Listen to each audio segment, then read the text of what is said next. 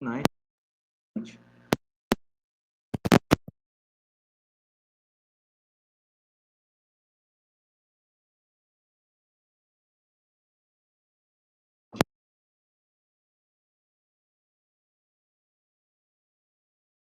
área.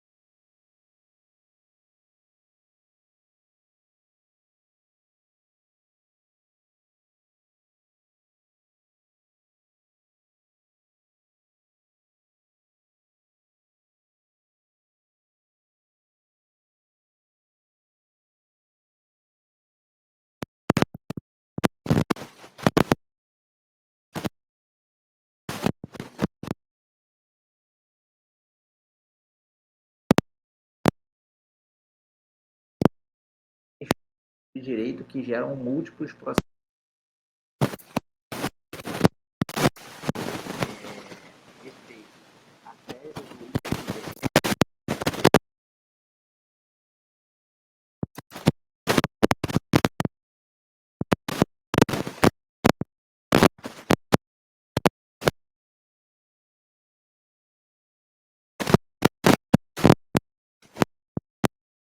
Aconteceu com a Oi, diversas ações contra a Oi, e o processo de recuperação judicial está numa instância para julgamento, então todos os processos são suspensos, que são processos incidentes, aguardando uma orientação. Saiu um comentário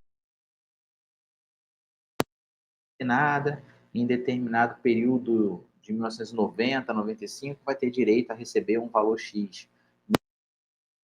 Então, demandas repetitivas. Tá? Então, quando chega nesse momento, acontece do judiciário dando uma decisão do STF, uma orientação, na verdade. A base legal está no artigo 976 até 987. Os incidentes de resolução de demandas repetitivas são mecanismos criados para resolver de forma única e uniforme questões de direito. Ou seja, o IAC não precisa haver repetição e o IRDR, a repetição é um requisito essencial.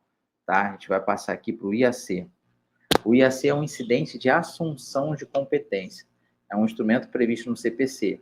A função é uniformizar entendimento sobre questão relevante de direito, mesmo sem repetição massiva, ao contrário do IRDR, quando houver risco de decisão conflitante. Então, a tese firmada também possui efeito vinculante para casos futuros no âmbito do tribunal.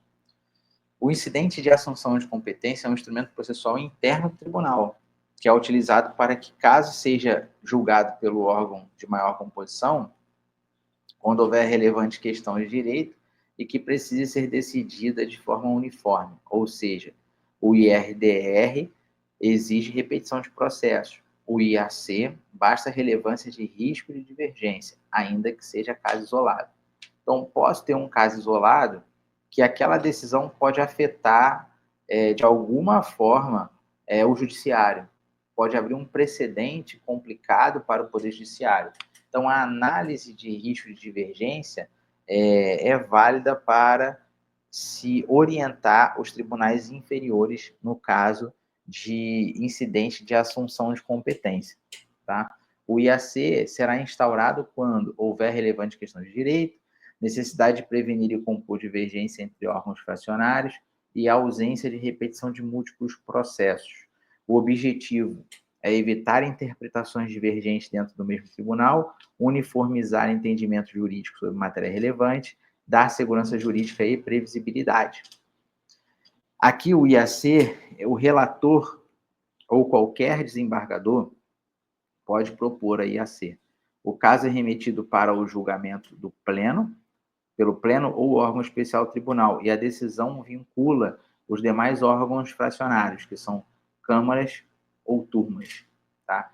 Possui um efeito vinculante e tem força interna, né? Pode servir como um efeito persuasivo para outros tribunais, até mesmo STJ e STF. Se o recurso sobe para o STJ ou STF, o pleno do Tribunal de Justiça da região já comunica a Brasília, ao Supremo Tribunal Federal ou ao Superior Tribunal de Justiça, que aquele processo que está subindo deve ter o efeito vinculante com força obrigatória em razão do incidente de assunção de competência. Então, vai um relatório lá para cima para que os ministros analisem essa questão, se vai manter ou se não vai manter.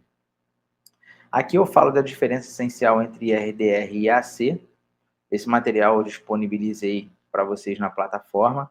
É importante que vocês acompanhem, né? Essa aula, obviamente, que eu não vou ficar repetindo tudo que eu falei em sala de aula, porque em sala de aula a gente tem 2 horas de conteúdo, praticamente, lógico que tem intervalo, mas aqui a ideia é trazer para vocês, basicamente, um resumo do que a gente conversou lá, né? Não, evitando, na verdade, superar 20 minutos, para também não ficar o conteúdo muito exaustivo. Então, eu evito ficar lendo todos os slides. Na sala de aula, a gente lê todos os slides, comenta, faz exemplo, fala sobre caso concreto e vai avançando. Agora, aqui é só mesmo para a gente lembrar do que a gente viu, é só um reforço, tá? Não estou trazendo conteúdo repetido de sala de aula. Por isso que eu me abstenho de ler todos os slides aqui, até porque já está chegando em 17 minutos. Então, diferença essencial para IRDR e IAC, é importante vocês saberem que, de qualquer maneira, vai ter efeito vinculante para os dois, tá? Vai ter efeito vinculante para os dois. Só que o IRDR vai exigir uma multiplicidade de processos e o IAC não exige multiplicidade de processos. Tem que haver no IAC identificação de risco de divergência futura. Então, tem que precaver qualquer tipo de prejuízo que possa dar ou referência negativa ao tribunal. Obviamente que os dois têm que trazer uniformização e orientação ao juízo de piso ou juízo primário, ou juiz monocrático, que é o de primeira instância. Para resolver conflitos repetitivos e garantir coerência nas decisões, o CPC introduziu o mecanismo do IRDR e IAC. Esses instrumentos fortalecem o papel institucional dos tribunais e promovem a uniformidade do entendimento no sistema de precedente. É muito bom ter isso, né? Como eu já falei em sala de aula, exemplos de casos de aéreo, extravio de bagagem, atraso de voo, overbooking, cancelamento de voo,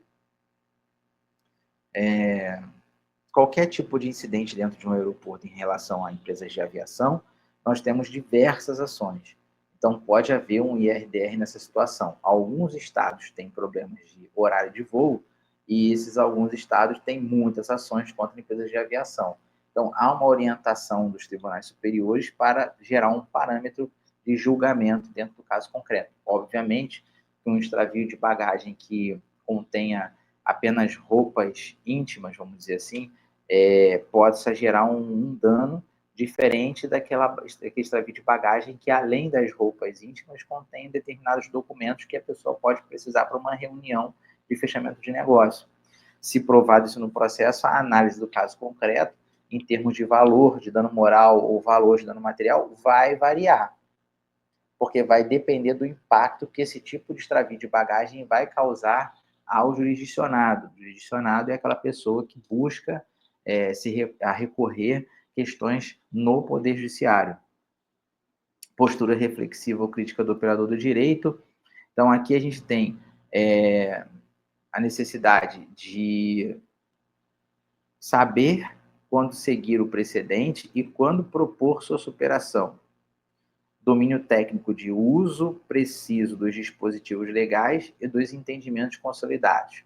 Ética profissional é respeitar os limites éticos da atuação processual e não banalizar os recursos protelatórios. O que quero dizer com isso, passando aqui para vocês em termos de conteúdo, tanto para as avaliações de faculdade, quanto para você que está assistindo esse vídeo e não é aluno da graduação da nossa turma. Quando se tem uma ação judicial que você vai fazer, elaborar uma petição inicial, ou aquela ação que já está em andamento, a ideia, dependendo do tema, né, do tipo de ação, é pesquisar se há jurisprudências dominantes. Se houver jurisprudência dominante, você tem uma chance de êxito muito grande. Então, para colacionar essas jurisprudências dominantes que sejam favoráveis para você em uma petição inicial, você deve dominar as questões técnicas e, de forma ética, proceder no modus operandi do processo sem interpor recursos meramente protelatórios. Até porque, para ficar na cabeça de vocês, tudo que você for construir durante a marcha do processo tem que ser startado ou iniciado na petição inicial. Obviamente que se surgir prova nova, dependendo do tipo de prova, você vai poder inserir essa prova no curso do processo. Mas saiba que a sentença ela tem que vir do jeito que você quer, do jeito que você narrou na petição inicial. Caso contrário, cabe recurso. E se você tiver uma produção de prova robusta nesse processo, a sua chance de reverter aquela sentença que te causou prejuízo, reverter de forma positiva, é muito alta. Tá? Então, a postura ética, a postura crítica, domínio técnico e ética profissional são fundamentais para vocês resolverem essas questões processuais. Tá ok? Então, ficamos por aqui. Falamos sobre processos nos tribunais, lembrando que nós tocamos no assunto de que o STJ recebe recursos especiais no caso de violação de lei federal, STF recebe ações de recurso extraordinário por violação de direito constitucional. Sabemos que no STF ele tem a competência, a função de rever a matéria que subiu para ele processar e julgar, né? Então, função revisional, e também tem a sua competência originária para determinadas situações previstas na Constituição Federal. É ao contrário do STJ, que são funções completamente diferentes, mas sabendo que o STF tem a função de guardião da Constituição. Tá? Falamos da importância da jurisprudência, falamos de postura crítica, domínio técnico e ética. Então, ficamos por aqui. Até a próxima, onde nós vamos prosseguir com nossos recursos em processo civil 2.